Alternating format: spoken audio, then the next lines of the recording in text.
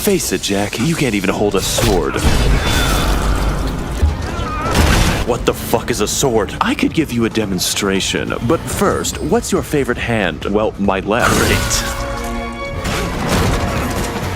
I'm about to level up, Jack, and you look like just enough XP.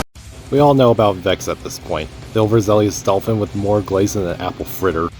For those who don't know, Vex is the aquatic hybrid made by Gojiguy. Her genome consists of orca, tylosaurus, saltwater crocodile, barracuda, beluga, and glassfish. Now on paper, and from first glance, she does look like the perfect oceanic hybrid, but if we further analyze her, many flaws begin showing.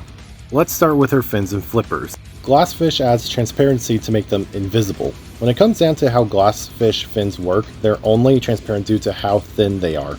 This means they're incredibly brittle in high-speed situations. This also renders a light reflection tactic useless. While on the speed subject, her top speed would be somewhere in the 40 mile per hour range. Her stated speed would cause her heart to undergo critical and even fatal conditions. Now her teeth can actually correlate back to Hank 1.0. The mix of orca and barracuda teeth would break under the upscaled salty bite. Because how Cuda teeth are built, they're only used for slicing and tearing. That's why Gigas don't have the bite of a Rex, or why a dunk bite speed doesn't work under a Rex bite. As Goji Center once put it, the bites of the dunk and the Rex are the perfect example of why animals either bite down hard and crunch, or they can open their mouth wide and bite down exceptionally fast. Can't have both. This next flaw only comes into effect in more tropic environments. Beluga melons are made of blubber. Why is this important, you may ask? Blubber is used to insulate an animal in colder climates, which Vex has. If Vex were to enter hotter climates, she'd overheat and suffer heat exhaustion or possibly die. Her respiratory system is probably the biggest flaw that she has. Even with that claim of valves and brain functions, she'd still end up suffocating from her brain being unable to actually process both pulmonary systems of a fish and a mammal, or just any tetrapod in general. The final flaw is her immune system. Even if she were to be resuscitated from all those toxins or diseases she endured as a baby, she'd either be dead or vegetable. Plus, nothing in her genome would allow her to be immune or even resistant to every toxin or disease on the planet. Now, someone doesn't simply discuss about the hybrid war without throwing their hat into the ring, right? Minano, the cool Brazilian wind. AKA Jetstream Sam. Let's dance! There will be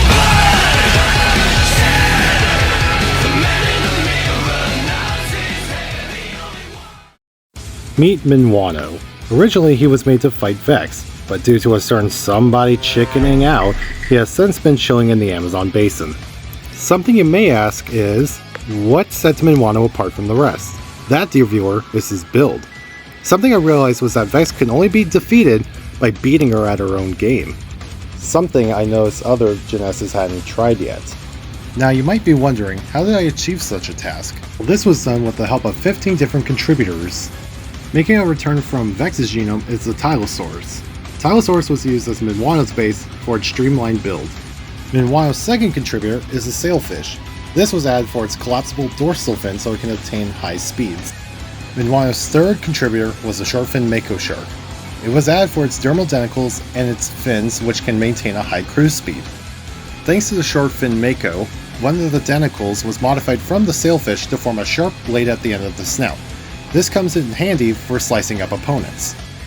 Minwano's fourth contributor is the Arapaima. This was used to modify the rest of the denticles into armor, thanks to the Arapaima's very thick and specialized scales. Adding on to the armor is Minwano's fifth contributor, the parrotfish. Though a strange choice, parrotfish contain the second strongest material in the animal kingdom, known as fluoropaptite. The addition of fluoropaptite will make the armor stronger, but also lightweight, but kinda like chainmail. Moving on to the brain, we encounter Minwano's sixth contributor, the pilot whale. Pilot whale adds his overall intelligence, but also an extreme prejudice towards orcas. Now that may sound strange, but remember, Vex's main genome includes orca, so he's going to be incredibly racist towards her. Minwano's seventh contributor is one of the smallest of his genome, the Trinidadian guppy. These guys were added simply for their evasive maneuvers. You see, how they distract a predator is they'll sit right in front of it, wait for it to attack, and at the last second dodge out of the way, completely throwing them off. Now you might be wondering, how does a multi-ton predator get out of the way that fast? Simple, we give it advanced neural workings of a fruit fly. See, fruit flies have the fastest calculation speed of any animal on the planet. To top all this off, the peregrine falcon was added for its reaction time. All three of these contributors means that Minano can dodge out of the way, calculate how fast the opponent's coming at him, and be able to react fast enough to get out of the way. Moving on to the immune system, bull shark was added for the respiratory adaptability for both fresh and salt water. In order to deal with toxins in the wild, tiger shark was added to Minano's genome. This is because tiger sharks eat everything, and I do mean everything. They'll eat sea snakes, they'll eat salmon porgy, they'll eat pufferfish, they'll eat trash, they'll eat weird barrels full of toxic sludge, you name it. Now, something of concern for Minano is, what is he going to do with all these toxins he's accumulated? Simple, the poison dart frog will sequester all those toxins into his flesh. That way, if an opponent manages to rip a chunk off of him, they're going to get hit with a concoction of lethal poisons. Now's the time for the pop quiz. Is it possible to make a hybrid capable of breathing both air and water? The answer is yes. This is thanks to the Fitzroy river turtle. These turtles are capable of aquatic respiration through their cloaca. You think this is funny? In a cosmic sort of way, yeah. This process works when water is pulled in and the inner papillae within the cloaca draw oxygen from the water and directly into the turtle's bloodstream. The second respiratory system will allow Minano to stay underwater for longer, prolonging the fights.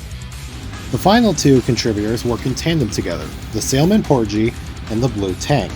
Salmon porgy adds a massive amount of heavy hallucinogens, whereas the blue tang has these retractable spikes on the base of the tail that already kind of produce hallucinogens to begin with. Those combined will make for a really powerful and secret weapon in the base of Minano's tail. Now, much like Vex, Minano also has his own backstory.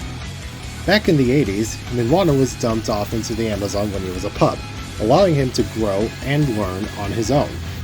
Due to how long Minano's been living in the Amazon, he has a cartographic memory of all the waterways.